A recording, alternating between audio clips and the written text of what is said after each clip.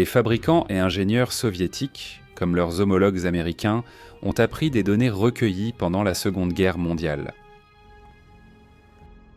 Inspiré par le Sturmgewehr 44 allemand, une arme qui s'est continuellement révélée avantageuse sur les champs de bataille de la Seconde Guerre mondiale, Mikhail Kalachnikov a commencé à concevoir ce qui allait devenir l'un des premiers véritables fusils d'assaut et l'une des armes les plus emblématiques pour les adversaires de l'Occident.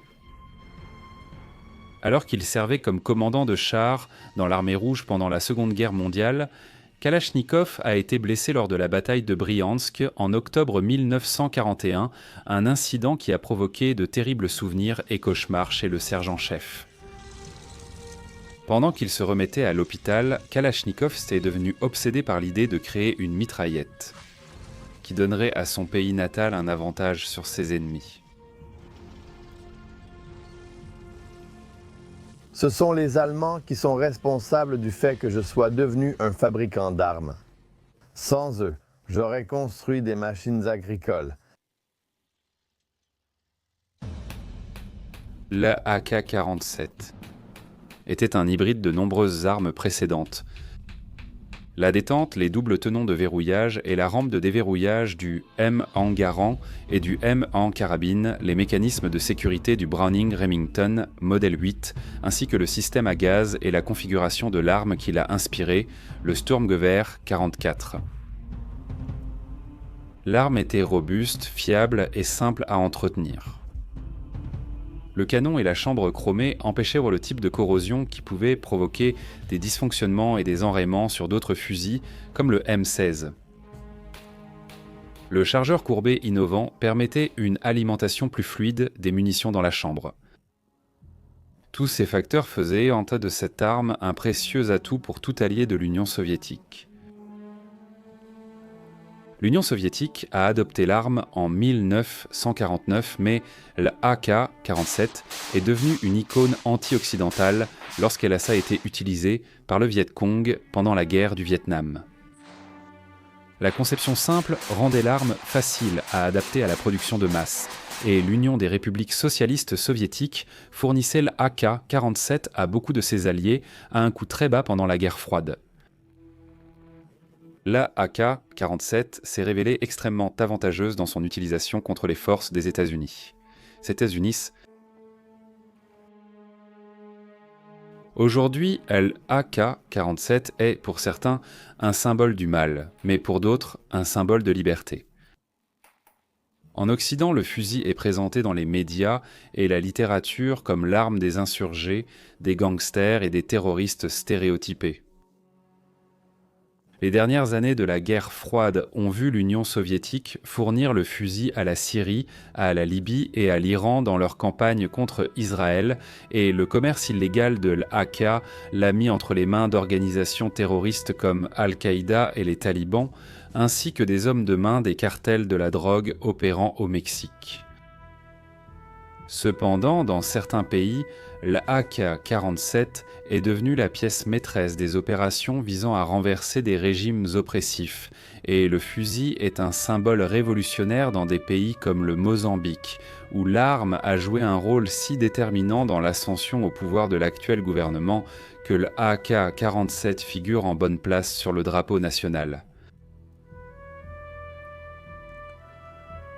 Un autre fusil utilisé par le Viet Cong et l'armée populaire vietnamienne, et qui s'est parfois révélé avantageux lors des combats contre les forces américaines, était le Samozar Yadni Karaban Systemi Simonovarus et sa variante chinoise, le fusil type 56.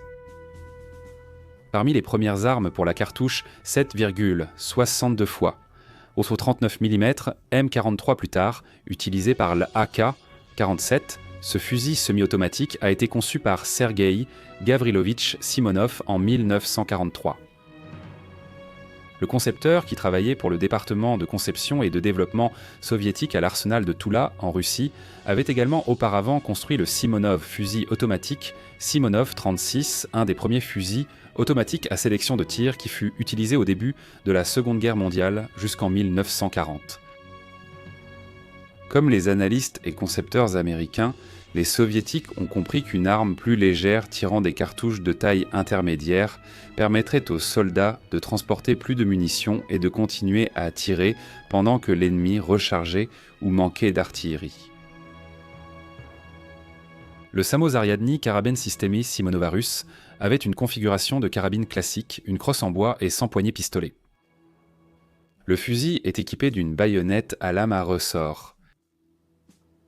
La chambre à chargement par le dessus se charge cartouche par cartouche ou avec un clip de 10 cartouches.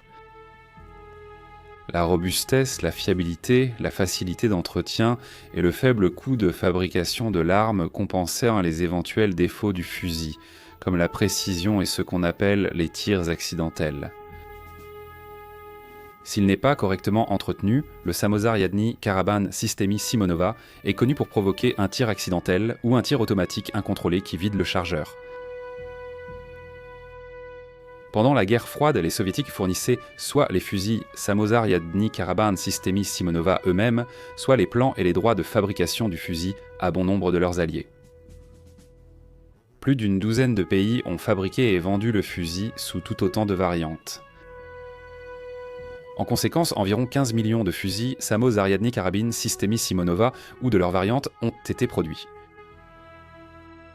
Aujourd'hui, le Samozariadny Karabin Systemy Simonova est utilisé dans de nombreux pays comme arme cérémonielle et il est devenu un objet de collection populaire dans le monde entier, même aux États-Unis.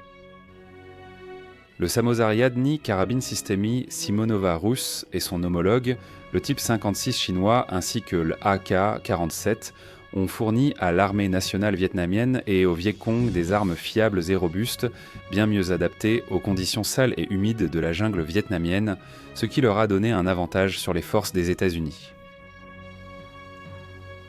Après 8 ans et plus de 50 000 pertes américaines, l'engagement militaire des États-Unis au Vietnam s'est terminé le 15 août 1973. 3 ans plus tard, le 30 avril 1975, les forces nord-vietnamiennes ont capturé Saigon, mettant effectivement fin à la guerre et amorçant la réunification du Vietnam, en une république communiste une fois de plus.